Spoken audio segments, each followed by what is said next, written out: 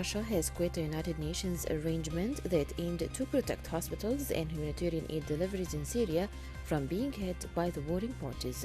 The Russian move came after an internal UN inquiry in April found it was highly probable the government of Syria or its allies carried out attacks on 3 healthcare facilities, a school, and a refuge for children in northwest Syria last year. Russia and Syria have said the forces are not targeting civilians or civilian infrastructure and have long questioned the sources used by the United Nations to verify attacks. The UN agency that flies crucial medical supplies and aid in the fight against the coronavirus pandemic will be forced to ground its planes in a month if it does not receive a large injection of cash. Head of UN agency David Beasley, executive director of the World Food Programme, said that his agency needs $965 million for the flights through the end of the year. He said it only has about $150 million, enough to keep flying until the third week of July. Kaspersky Lab, a global cybersecurity provider, has partnered with the Cybersecurity for Children Association, CyberKids, to launch cybersecurity training camps for children across Saudi Arabia. The goal of these camps is to equip children with the skills and knowledge they need to serve the web safely and protect themselves from the cyber attacks and cyberbullying. The camp helps address parents' concerns about the threats their children face online, which a recent study conducted by Kaspersky shows parents in Saudi Arabia take very seriously. The United Arab Emirates announced the end of the national sterilization program, allowing the movement of individuals throughout the day without restrictions. During the press briefing on coronavirus development, the spokesperson for the National Emergency, Crisis and Disaster Management Authority said that the National Disinfection Program has completed the sterilization of all utilities nationwide, including means of public transport. However, public gatherings will remain prohibited, calling for avoiding family visits, maintaining social distancing norms, and wearing masks and gloves when leaving home. Authorities in the United Arab Emirates have allowed restaurants and shopping malls to operate at 60% capacity as the country eases stringent lockdown measures imposed due to the outbreak of coronavirus pandemic. The move was announced by the country's Ministry of Health and Prevention and the National Emergency Crisis and Disaster Management Authority in a joint statement, as officials urged businesses and visitors to follow all relevant preventive and precautionary measures. No more than 4 people are allowed at each table, with the dining tables to be distanced 2 meters apart. The African Union's Executive Council held an emergency meeting discussing the dispute between Egypt, Ethiopia, and Sudan over the Grand Ethiopian Renaissance Dam. The meeting comes in a response to a call from South African President, the current chairman of the African Union. Recent talks between Egypt, Ethiopia, and Sudan broke down after Addis Ababa refused to commit to a legally binding deal on how the dam should be operated and filled. Egypt President Abdel Fattah el-Sisi stressed the importance of reaching a comprehensive agreement among all the parties on the filling and operation of the Grand Ethiopian Renaissance Dam. In a phone call, Sisi told his South African counterpart that Nile water is an extensional matter for all Egyptians. He stressed on the necessity of reaching a comprehensive agreement between all the parties over the filling and operation of the dam, refusing any unilateral steps which could harm Egypt's water rights. Presidential spokesman Bassem Radi said the two leaders tackled the dam developments in light of Egypt's request to the United Nations Security Council to intervene in the issue to reach a just and balanced deal.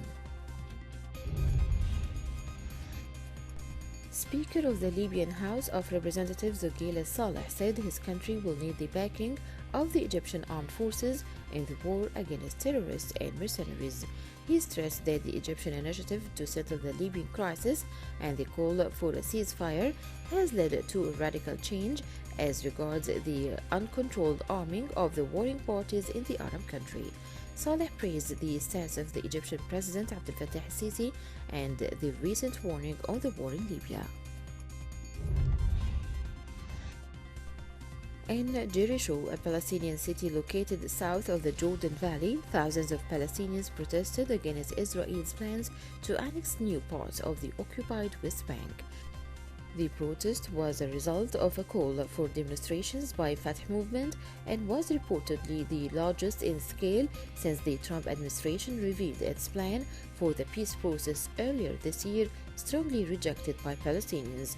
The situation reached the stage in which Mohammed Shataya, Palestinian Prime Minister, threatened to declare Palestinian statehood over the West Bank and Gaza Strip, with Jerusalem as the capital of the Palestinian state.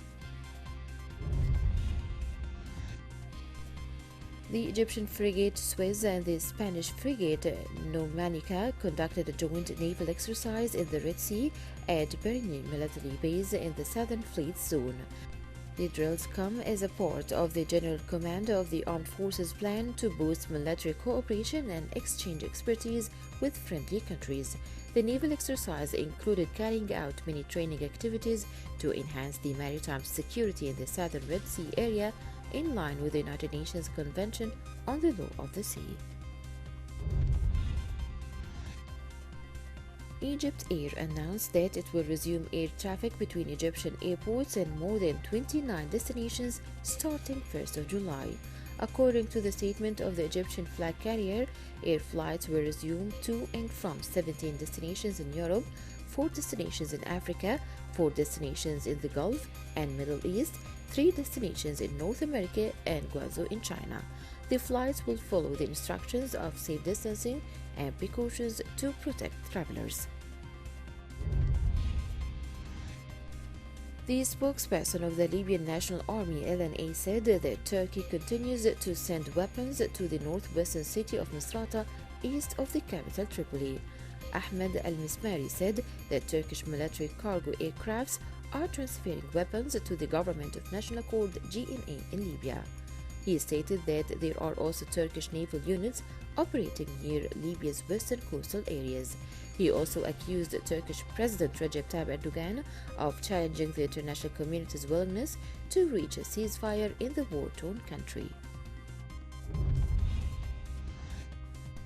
France, Germany, and Italy called on forces in Libya to cease fighting and for outside parties to stop any interference in a bid to try and get political talks back on track. In a joint statement, they call on all Libyan parties to immediately and unconditionally cease fighting. Ties between NATO allies France and Turkey have soared in recent weeks over the Libyan conflict. EU Foreign Policy Chief Joseph Borrell said that the European Union will help Cyprus to try to negotiate its maritime border with neighboring Turkey in order to end an ongoing wrangle that has raised tensions in the East Mediterranean. Borrell said that the 27-member bloc supports Cyprus' call on Turkey to negotiate a maritime border agreement and will assist these efforts with the aim of buttressing regional stability. Turkey claims that nearly half of Cyprus' exclusive economic zone and says it's acting to protect its rights and those of Turkish Cypriots in the island's breakaway north.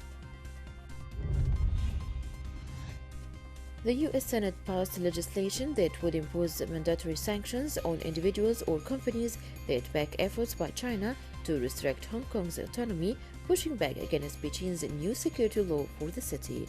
The measure also includes secondary sanctions on banks that do business with anyone found to be backing any crackdown on the territory's autonomy, potentially cutting them off from American counterparts and limiting access to U.S. dollar transactions.